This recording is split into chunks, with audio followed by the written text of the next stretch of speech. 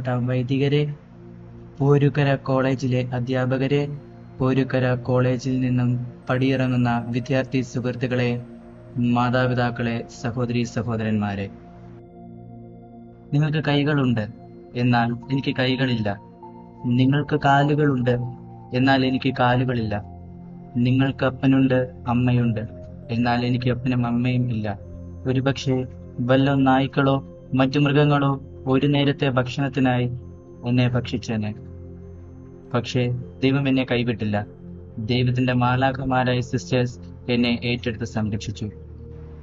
ആദ്യം കുന്നന്താനത്തുള്ള LSDP സഭാംഗമായ sister doctor Mary ലിറ്റിയുടെ, എൻ്റെ ഭാഷയിൽ പറഞ്ഞാൽ എൻ്റെ ലിറ്റിയമ്മയുടെ സംരക്ഷണത്തിലും അവിടുത്തെ ചേച്ചിമാരുടെ സ്നേഹത്തിലും ഞാൻ കഴിഞ്ഞുകൂടി. ഇപ്പോൾ തെള്ളകത്തുള്ള അമ്മ വീട്ടിൽ ബഹുമാനപ്പെട്ട സെബാസ്റ്റ്യന്റെ സംരക്ഷണത്തിൽ കഴിഞ്ഞുകൂടുന്നു. ഞാൻ Mannanam saint Ephraim's higher secondary സ്കൂളിൽ കൊമേഴ്സ് വിഭാഗം 2ാം വർഷ വിദ്യാർത്ഥിയാണ്. ഈ കലാലയത്തിൽ നിന്നും പടിയിറങ്ങുന്ന ചേച്ചിമാരോടും ചേട്ടന്മാരോടും എനിക്ക് പറയാനുള്ളത്, ജീവിതത്തിൽ നാം നേരിടേണ്ട 4 സത്യങ്ങളെക്കുറിച്ചാണ്. ദൈവം നമ്മുടെ എല്ലാവരുടെയും തലയിൽ ഒരു വര വരച്ചിട്ടുണ്ട്. അതനുസരിച്ച് നമ്മുടെ ജീവിതം മുൻപോട്ട് പോകും. അതാണ് നമ്മുടെ വിധി. അതിൽ നാം വിശ്വസിക്കണം. ഒന്നാമത്തെ സത്യം നമ്മുടെ ജനനമാണ്.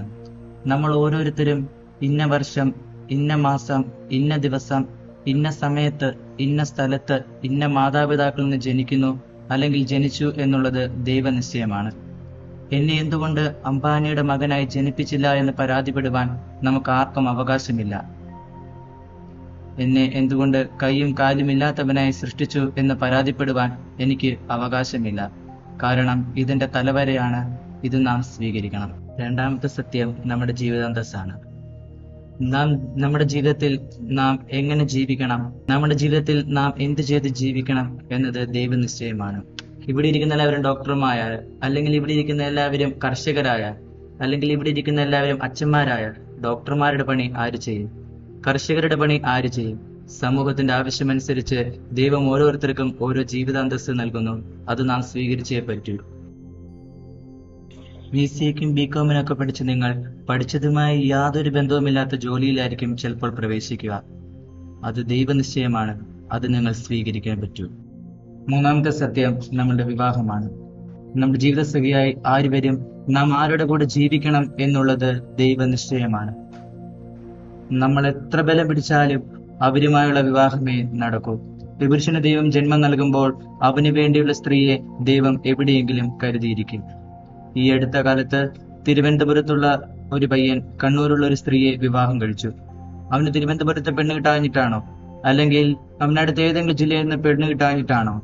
ഇഷ്ടപ്പെട്ടാലും ഇല്ലെങ്കിലും എന്റെ സഹോദരങ്ങളെ, ദൈവം നിശ്ചയിക്കുന്ന ആളുമായി മാത്രമേ നമുക്ക് ജീവിക്കുവാനാവൂ. നാലാമത്തെയും അവസാനത്തെയും സത്യം നമ്മുടെ മരണമാണ്. നാം എവിടെ എങ്ങനെ മരിക്കണമെന്നുള്ളത് ദൈവനിശ്ചയമാണ്. പ്രിയമുള്ളവരെ, ഇതാണ് നാം ജീവിതത്തിൽ മനസ്സിലാക്കേണ്ട, നാം ജീവിതത്തിൽ പഠിക്കേണ്ട 4 സത്യങ്ങൾ. ദൈവനിശ്ചയം പോലെ എല്ലാം നടക്കട്ടെ എന്ന് പറഞ്ഞ് വെറുതെ കുത്തിയിരിക്കുവാൻ നമുക്ക് അവകാശമില്ല. നമ്മുടെ കഴിവുകളും നമ്മുടെ ജീവിത സാഹചര്യങ്ങൾ വളർത്തി നമ്മുടെ ജീവിതത്തെ മുൻപോട്ട് കൊണ്ടുപോകുമ്പോൾ ദൈവം തമ്പുരാൻ തന്റെ പദ്ധതി അനുസരിച്ച് നമ്മുടെ ജീവിതത്തെ നിയന്ത്രിച്ചുകൊള്ളും. നിങ്ങളെല്ലാവരും ഒത്തിരി സ്വപ്നങ്ങൾ കാണുന്നവരാകണം. നിങ്ങളുടെ ജീവിതത്തിൽ നിങ്ങൾക്ക് ഒരാളെ സഹായിക്കാൻ പറ്റുന്നുണ്ടെങ്കിൽ ഈ പ്രപഞ്ചം മുഴുവൻ നിങ്ങളുടെ സ്വപ്നം, നിങ്ങളുടെ ലക്ഷ്യം സാക്ഷാത്കരിക്കുവാൻ നിങ്ങൾക്ക് വേണ്ടി പണിപ്പെടുമെന്ന് പൗലോ കൊയ്ലോ പറയുന്നുണ്ട്. ഈ കുട്ടനാട്ടിൽ നിന്ന് സ്വപ്നങ്ങൾ കണ്ട് പ്രസിദ്ധനായ ആളാണ് നിങ്ങളുടെ നാട്ടുകാരൻ വിശുദ്ധ ചാവറയച്ചൻ. ഈ കോളേജിന്റെ പേരുകാരനായ പോരുക്കര തോമാച്ചൻ ഈ ചമ്പക്കുളംകാരനാണ്.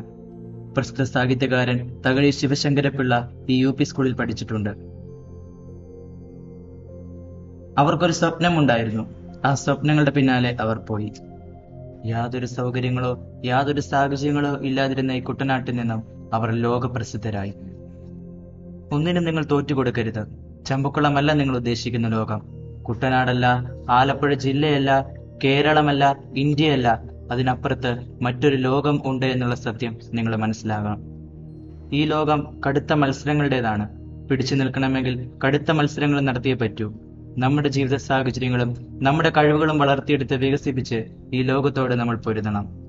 എന്നെ കൊണ്ടൊന്നിനും കൊള്ളില്ല, എന്നെ കാണാൻ കൊള്ളില്ല തുടങ്ങിയ ചിന്തകൾ പ്രിയമുള്ളവരെ നിങ്ങൾ ജീവിതത്തിൽ വെച്ചു പുലർത്തരുത്. അത്തരം ചിന്തകൾ ഞാൻ വെച്ചു പുലർത്തിയിരുന്നെങ്കിൽ ഒരുപക്ഷെ ഇന്ന് ഞാൻ ഈ ലോകത്ത് ഉണ്ടാവുമായിരുന്നില്ല.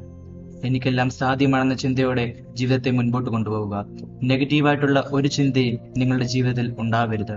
ഇതൊന്നും ശരിയല്ല, എന്നെ കൊണ്ടൊന്നും ആവില്ല, ഈ ലോകം ശരിയല്ല, എന്റെ മാതാപിതാക്കൾ ശരിയല്ല, എന്റെ സഹോദരങ്ങൾ ശരിയല്ല തുടങ്ങിയ ചിന്തകൾ പാടെ ജീവിതത്തിൽ നിന്ന് മാറ്റി ശുഭാപ്തി വിശ്വാസത്തിൽ ജീവിക്കുവാൻ പഠിക്കുക.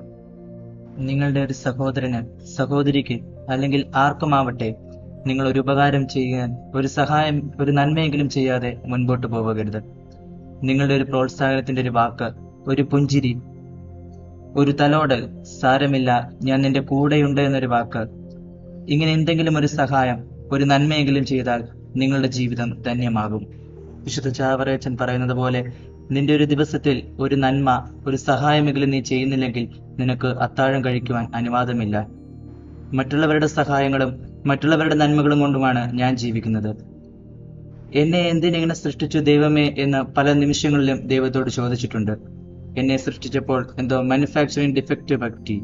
പക്ഷെ ഞാൻ അതിനെ അംഗീകരിക്കുകയാണ്. കാരണം ഇന്നെന്നെ സഹായിക്കുവാൻ, ഇന്നെന്നെ തീറ്റിപ്പോറ്റുവാൻ, ഇന്നെന്നെ വളർത്തുവാൻ ആ ദൈവം എനിക്ക് എത്രയോ പേരെ തന്നിരിക്കുന്നു. സാഹചര്യങ്ങളിൽ നിരാശപ്പെടാതെ ജീവിതം മുൻപോട്ട് കൊണ്ടുപോവുക. നമ്മളെ സൃഷ്ടിച്ച് നമുക്ക് ജീവൻ നൽകിയ നമ്മുടെ ദൈവം തമ്പുരാനോട് നമ്മൾ ജീവിക്കാൻ പഠിക്കുക. നിങ്ങളെ വളർത്തി വലുതാക്കിയ നിങ്ങളുടെ മാതാപിതാക്കളെ നിങ്ങൾ ഒരിക്കലും വിഷമിപ്പിക്കരുത്. നിങ്ങളുടെ ജീവിതം മറ്റുള്ളവരുടെ ജീവിതമായി കമ്പയർ ചെയ്യാതിരിക്കുക. നിങ്ങളുടെ ജീവിതം, നിങ്ങളുടെ കഴിവുകൾ, നിങ്ങളുടെ ജീവിത സാഹചര്യം, അവയിൽ കാലൂന്നി ജീവിതത്തെ മുൻപോട്ട് കൊണ്ടുപോകുവാനാണ് ദൈവം ആഗ്രഹിക്കുന്നത്. കൂടിയിരിക്കുന്ന എല്ലാവരുടെയും പേരിൽ എന്റെ ചേട്ടന്മാരോടും ചേച്ചിമാർക്കും നൂറുമേനി വിജയം ആശംസിക്കുന്നു, പ്രാർത്ഥിക്കുന്നു. നിങ്ങളെ കാണുവാനും നിങ്ങളോട് സംസാരിക്കുവാനും എനിക്ക് അവസരം തന്ന, എന്നെ ക്ഷണിച്ച പ്രിൻസിപ്പൽ ബഹുമാനപ്പെട്ട ജോസി അച്ഛനോടും എന്റെ ഹൃദയം നിറഞ്ഞ നന്ദി അറിയിക്കുന്നു. ദൈവം എല്ലാവരെയും സമൃദ്ധമായി അനുഗ്രഹിക്കട്ടെ. Love you to all. Thank U.